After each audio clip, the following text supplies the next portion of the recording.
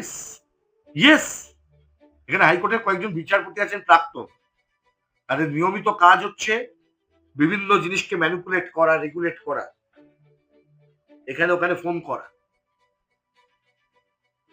Regular বেসিসে তারা করেন। তার সম্পর্কে বর্তমান বিচারপতিরা অবহিত নন এমনটাও কিন্তু নয়।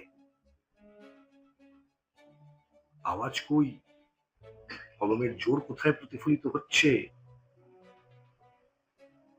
চোখের সামনে বিচারপতিদের ছবি দিয়ে পোস্টার হয়েছে, চোখের সামনে বিচারপতির ছবি ছাপিয়ে সেখানে লাথি মারা হয়েছে,